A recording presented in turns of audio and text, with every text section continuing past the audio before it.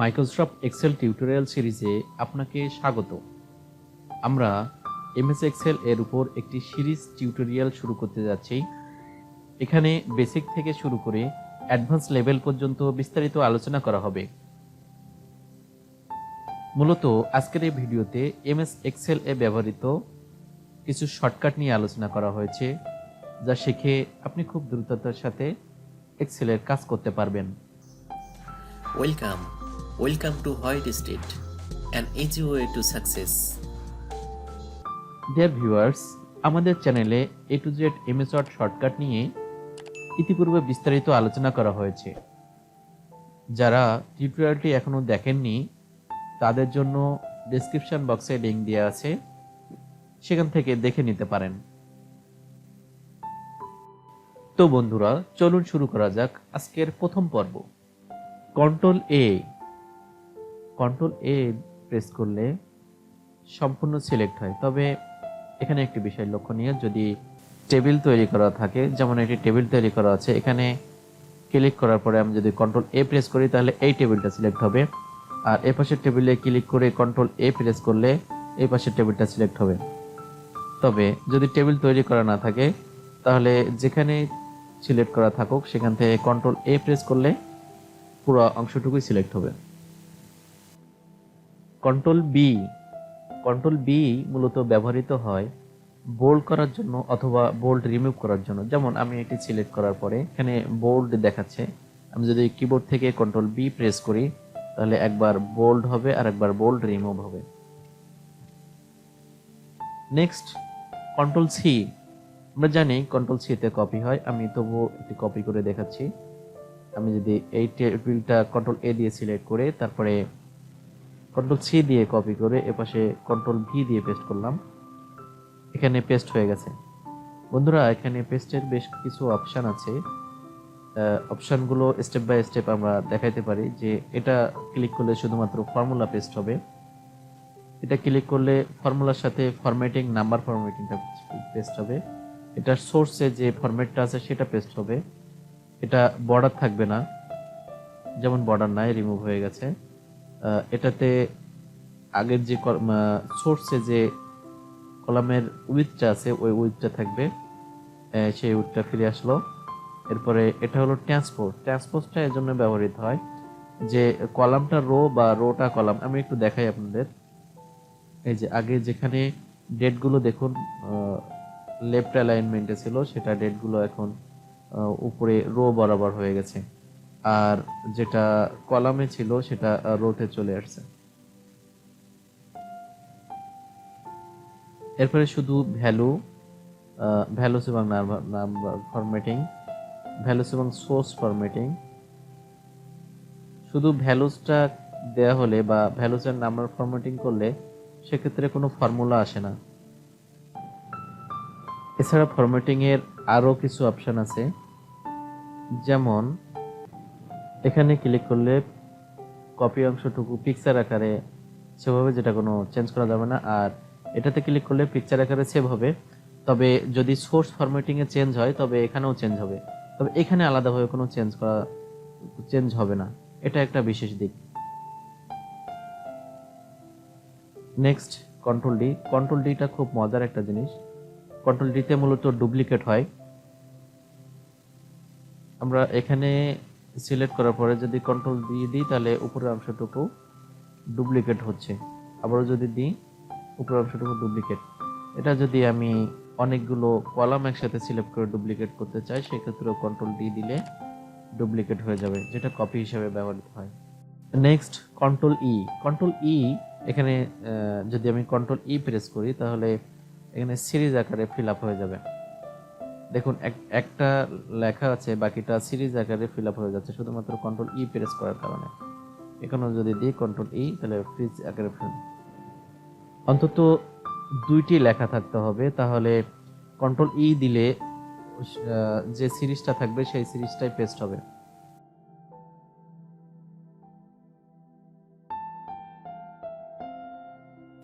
এখানে আমি 1 এবং 2 লিখছি, এরপরে যখনই কন্ট্রোল ই দিলাম তখন পুরো সিরিজটা, যেমন 1 2 3 4 5 এভাবে পেস্ট হলো বা সিরিজটা ফিল আপ হয়ে গেল। কন্ট্রোল এফ, কোনো কিছু সার্চ করার জন্য কন্ট্রোল এফ ব্যবহার হয়। আমি যদি এখানে নাসিম লিখে নেক্সটে ক্লিক করি তাহলে নাসিম কোথায় আছে দেখাবে, যেমন এখানে নাসিম আছে, এরপরে এখানে নাসিম আছে শো করছে, এরপরে এখানে নাসিম আছে শো করছে। এখন যদি আমি সবগুলো নাসিমকে শো করতে চাই তাহলে ফাইন্ড অল, যেখানে সবগুলো যতগুলো নাসিম আছে সবগুলো শো করছে, আমি যেটা ক্লিক করব সেটাতেই ওপেন হয়ে যাবে, সেটা শো করবে। এরপর আরো একটি বিষয় আছে, যদি আমরা চাই যে এটা মূলত সার্চ হচ্ছে এই সোর্স শিটটা থেকে, যদি আমরা চাই যে না আমাদের যতগুলো শিট আছে সবগুলো শিট থেকে সে খুঁজে বের করুক, তাহলে উইদিন শিটের পরিবর্তে উইদিন ওয়ার্কবুক দিতে হবে।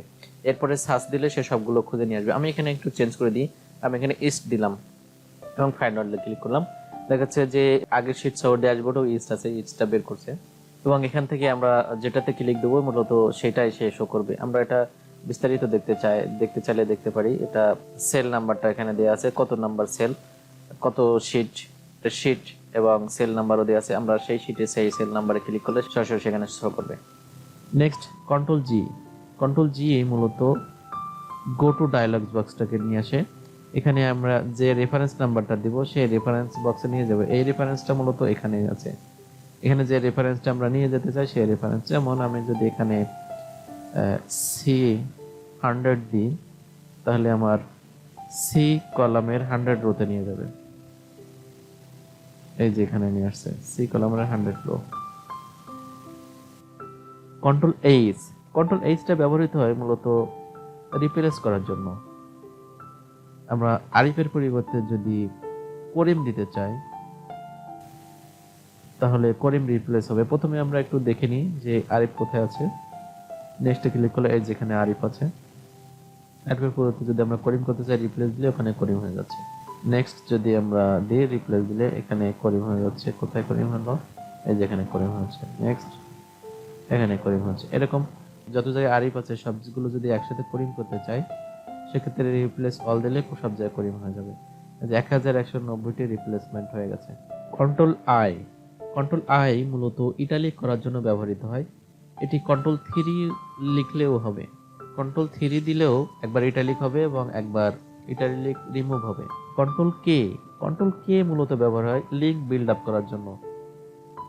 এখানে হাইপার লিঙ্কের একটা ডায়ালগ বক্স চলে আসছে। এখান থেকে আমরা চাইলে যে অ্যাড্রেসটা দিয়ে দিব সেই অ্যাড্রেস ক্লিক করলে সে চলে যাবে। যেমন আমি যদি ফেসবুকের অ্যাড্রেস দিই .facebook.com সেক্ষেত্রে ফেসবুকে নিয়ে যাবে। ওকে দিলাম, এখানে ক্লিক করলে ফেসবুক ওপেন হয়ে যাবে। এই যে ফেসবুক ওপেন হচ্ছে। হাইপারলিংকের আরো অনেকগুলো ব্যবহার আছে যেগুলো আমরা পরবর্তীতে বিভিন্ন সময়ে আপনাদেরকে টিউটোরিয়াল হিসেবে নিয়ে আসবো। নেক্সট আছে কন্ট্রোল এল। কন্ট্রোল এল দিলে টেবিল আকারে ক্রিয়েট হবে। এখন শুধুমাত্র ওকে দিলে এটা টেবিল আকারে সিলেক্ট হয়ে যাবে। এই যে এটা টেবিল আকারে হয়ে গেছে। এটি কন্ট্রোল টি দিয়েও করা যায়। যেমন আমি যদি এখানে রেখে কন্ট্রোল পি দিই সেক্ষেত্রেও টেবিল হবে। তাহলে কন্ট্রোল এল এবং কন্ট্রোল টি টেবিল তৈরির জন্য ব্যবহার হয়। কন্ট্রোল এন, কন্ট্রোল এন ব্যবহার হয় নতুন ডকুমেন্ট তৈরি করার জন্য। এই যে নতুন ডকুমেন্ট একটা তৈরি হয়েছে বুক অন, আগে যেটা ছিল পিভট টেবিল নামে, এটা বুক অন নামে নতুন ওপেন হয়েছে। আর নেক্সট হচ্ছে কন্ট্রোল ও। কন্ট্রোল ও মূলত ফাইল ওপেন করার জন্য ব্যবহার হয়। আমরা যে কোনো ফাইল ওপেন করতে পারি। এই যে ফাইল একটা ওপেন হয়ে গেল। কন্ট্রোল পি, কন্ট্রোল পি মূলত প্রিন্টের কাজে ব্যবহার হয়। এখানে প্রথমে প্রিন্টার সিলেক্ট করতে হবে। আমার এখানে প্রিন্টার ইনস্টল করা নেই, এই জন্য দেখাচ্ছে না। নেক্সট এখান থেকে কোনটা প্রিন্ট দিতে চাই, প্রিন্ট ইন্টার বুক নাকি প্রিন্ট সিলেকশন সেটা।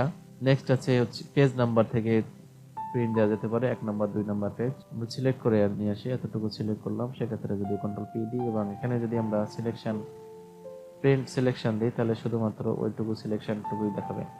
আর যদি এখানে একটা শিটের সম্পূর্ণ দেখায় তাহলে সম্পূর্ণ, এখান থেকে পেজ নাম্বার দিয়ে সবগুলো চাইলে সবগুলো একসাথে প্রিন্ট দেওয়া যেতে পারে।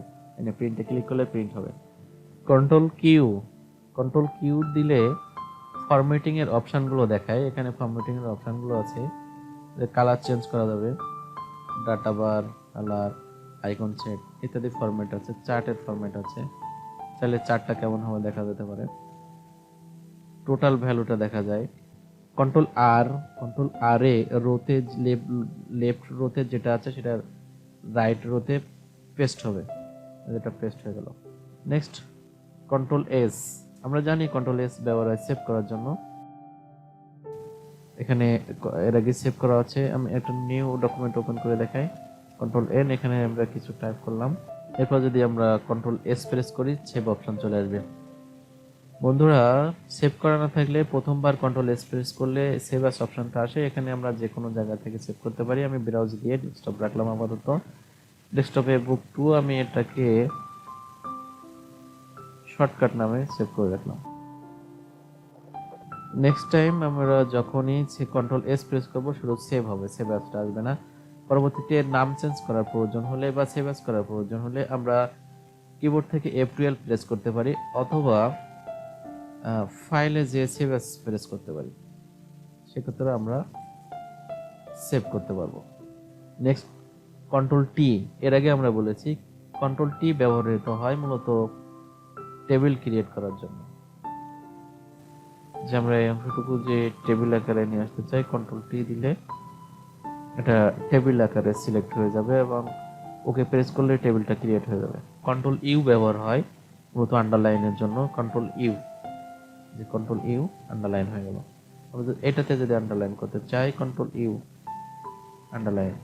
নেক্সট কন্ট্রোল ভি, কন্ট্রোল ভিতে যে পেস্ট হয় আমরা আগেও দেখিয়েছি, তারপর আরো একবার দেখে এটাকে যদি আমি কন্ট্রোল সি দিয়ে কপি করি এবং এখানে কন্ট্রোল ভি দিই তাহলে পেস্ট হয়ে যাচ্ছে।